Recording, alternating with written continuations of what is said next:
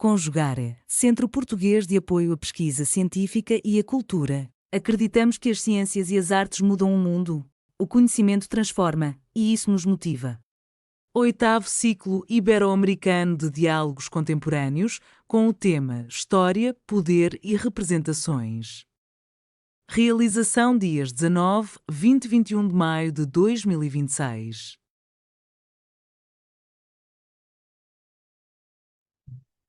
Olá, eu sou Tatiane, professora de História. Eu sou Simone, professora de Geografia, e ambas atuamos, né, em educação antirracista, nos cursos de Pedagogia, História, Geografia, aqui na Universidade Metropolitana de Santos, e também atuamos, somos professoras permanentes do mestrado profissional, Práticas Docentes no Ensino Fundamental. Bom, a gente vai conversar um pouquinho sobre o texto que nós escrevemos para o evento, que chama-se Práticas Pedagógicas de Educação Antirracista na Formação Inicial de Professores, Contribuições à Implementação da Lei nº 10.639, de 2003. Bom, esse texto ele é fruto de uma série de práticas que nós temos desenvolvido e discussões em sala de aula, tanto no curso de pedagogia quanto em outros cursos, né, em que nós atuamos. Bom, a gente percebeu, né, ao longo do tempo, uma fragilidade formativa, nos nossos alunos. Então, eles vêm de um ensino médio, né, em que essas questões do racismo não foram desenvolvidas como deveria, né, ter acontecido, ou não seria ou deveria ser mais adequado, né? E chega-se aqui muitas vezes com uma ideia equivocada, né, da nossa sociedade. Então, a gente vem desenvolvendo um trabalho é, aqui em sala de aula, falando sobre a questão da democracia racial, né? Isso que está cada vez mais forte na nossa sociedade, a gente tem percebido. Então, nas nossas aulas, a gente discute, né, como a sociedade brasileira foi estabelecida, né? E como isso nos afetou diretamente, né? Então, para esse trabalho, nós apresentamos uma abordagem qualitativa, em que nós trabalhamos tanto com textos, com autores como Aníbal Quijano, Paulo Freire, Bell Hooks, né? Entre tantos outros autores, é, e também com as práticas pedagógicas, né? Práticas que passam desde, né, um trabalho sobre os vários tons de pele até, né, maquetes em que a gente pensa a cidade. Bom, essas práticas, né, elas são sempre ligadas à teoria, então há uma discussão teórica sobre o que está sendo feito, como está sendo feito, né, para que a gente pense como levaria isso para a escola de forma crítica, né? Então, nós estamos tanto trabalhando a questão da criticidade do nosso aluno, do futuro professor, quanto, né, como isso vai chegar à escola. Então, a gente procura sempre fazer essa união. Bom, o que que a gente percebe, né? Que o racismo ele é um resultado, né, como nós sabemos muito bem, do nosso processo de colonização. Né? Esse processo ele foi extremamente cruel com alguns grupos, né, e ele permanece no nosso cotidiano, né? Então essa forma de olhar as pessoas, de classificar as pessoas e hierarquizá-las está no nosso cotidiano. E isso é o que a gente percebe, né, muito claramente através do racismo. Então, quando a gente pensa historicamente a nossa sociedade, né, a gente passa a ter uma condição crítica, analítica muito melhor.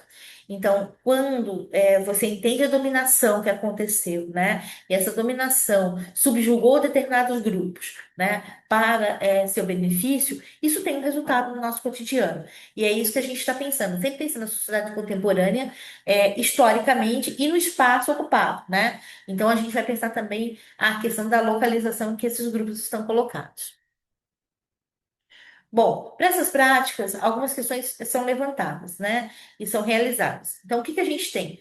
A gente trouxe aqui a boneca Biomi porque todo mundo conhece, né? Eu acho que é a prática mais comum, né? Desde que essa artista plástica, né, do Rio de Janeiro, criou a bonequinha. Então, ela é algo muito interessante de ser pensado e ela rende uma ótima discussão sobre a questão da negritude, dos espaços ocupados, quem está em que lugar, né? É muito interessante se pensar e pensar também a questão da boneca ser criada, né? Ser desenvolvida com esta finalidade. Então, a gente desenvolve também um trabalho sobre a questão do lugar e território, né? E aí a gente pode juntar com patrimônio local, por exemplo. Santos possui dois quilombos bastante reconhecidos, o Quilombo de Jabaquara e o Quilombo do Pai Felipe, tá? Que hoje estão localizados na área central da cidade. E que, como a cidade foi crescendo, esses quilombos acabaram se tornando centro da cidade, né? E houve todo um processo de meio que apagamento do quilombo, né? Desses dois quilombos. E hoje, né, eles estão sendo retomados, toda uma discussão, um centro de pesquisa sobre isso e tudo mais. Quando a gente pensa, né, nessas questões que são trabalhadas em sala de aula, a gente está promovendo diálogo crítico, né? Então a gente faz visitas em campo, a gente conversa com as pessoas, né? Tem todo um diálogo estabelecido para que esse conhecimento ele seja significativo, né? E ele se aprofunde também em meio a esses professores de formação, porque o nosso objetivo é sempre que esses professores de formação pensem sobre isso e levem isso para as suas escolas, né? Bom, diante dessas lacunas, diante, né, do tipo de trabalho que buscamos, né, realizar, o trabalho com a memória é quase natural, né?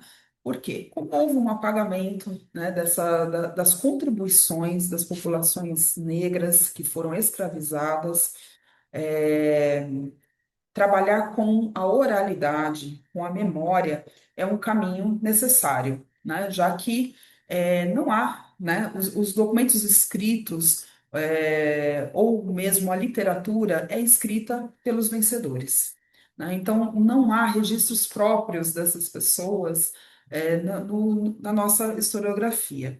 E nós buscamos também ressignificar a memória enquanto um documento legítimo, tão legítimo quanto um documento cartorial, quanto um documento no arquivo, com, né, assim como a literatura escrita, né?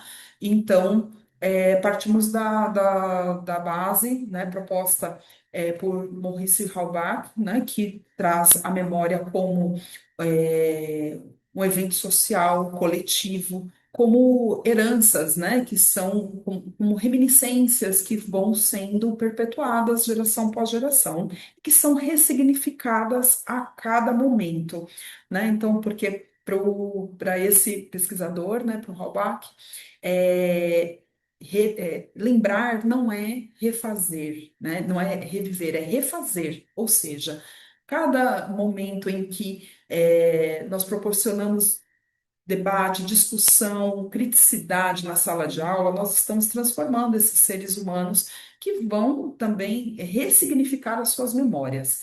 Então, partimos desse contexto de trabalho com a memória como um documento legítimo.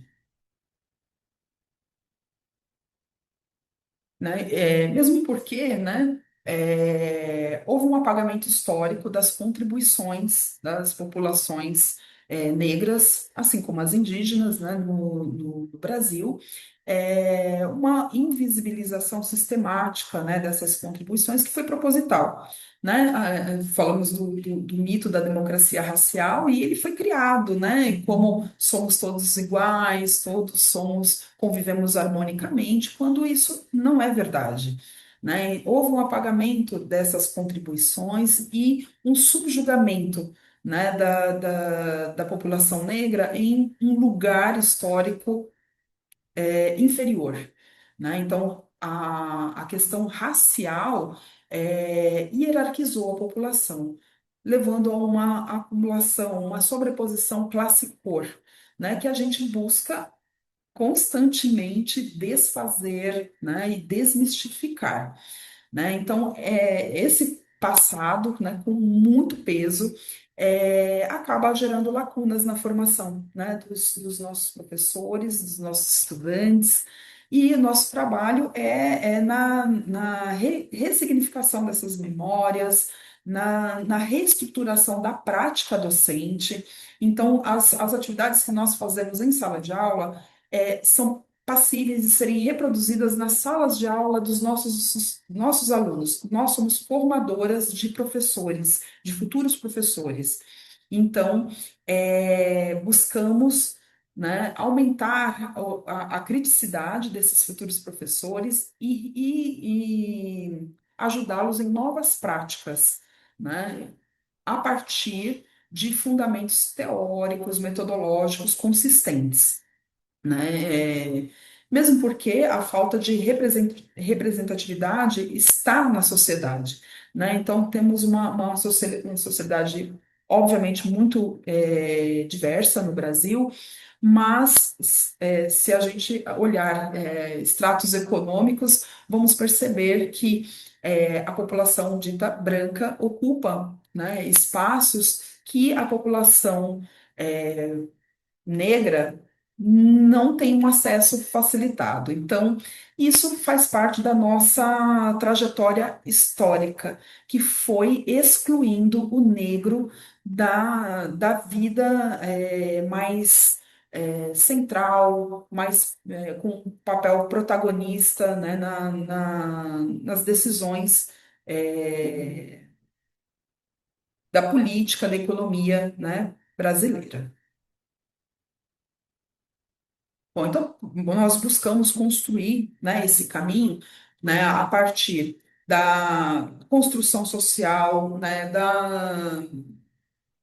de interrelações entre os estudantes, as histórias de vida de suas famílias, né? Então, fazer uma reflexão sobre a sua própria vida, a trajetória da sua família, de onde veio, né? Em que condições, por que migrou, né? Por que se fixou em determinado local e não em outro, né? Então, nós que trabalhamos majoritariamente com populações de baixa renda, essa discussão é muito forte, né, de por que determinado perfil, né, de pessoas foi ocupar determinados espaços negligenciados, né, pelo poder público.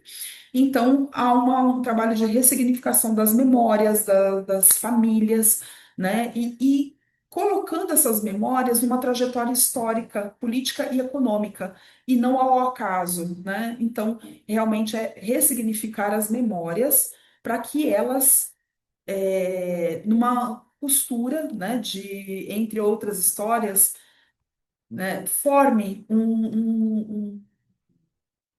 uma crítica social, né, potente e que se transforme também em ação, né?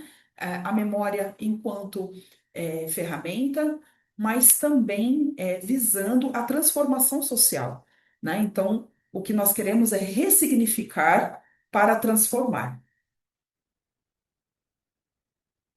Bom, e aí, né, concluímos, né, que é necessário, é um trabalho absolutamente urgente, a formação, não só inicial, mas contínua dos profissionais da educação, né, dos professores, e com o envolvimento da comunidade escolar, de uma maneira mais crítica, né, então, usando metodologias diferenciadas, ativas, e que tragam o aluno para o centro, né, para o protagonismo e que use a realidade local desse estudante, para que ele reflita sobre o seu passado, mas também sobre o seu presente e sobre o seu futuro, principalmente. Então, muito. Opa, a gente correu aqui. Muito obrigada. Obrigada. Tendo dúvidas, por favor, nos perguntem. Nós estamos aqui para conversar, tá bom? Muito obrigada. Até a próxima. Realização: Conjugare, Centro Português de Apoio à Pesquisa Científica e à Cultura. NUPAN, Núcleo de Património, Arquitetura e Memória Fluminense. Programa de Pós-Graduação em Património, Cultura e Sociedade da Universidade Federal Rural do Rio de Janeiro. Apoio Editora Cravo e Universidade Federal Rural do Rio de Janeiro. Inscreva-se no canal, comente, curta e compartilhe. Obrigado por assistir.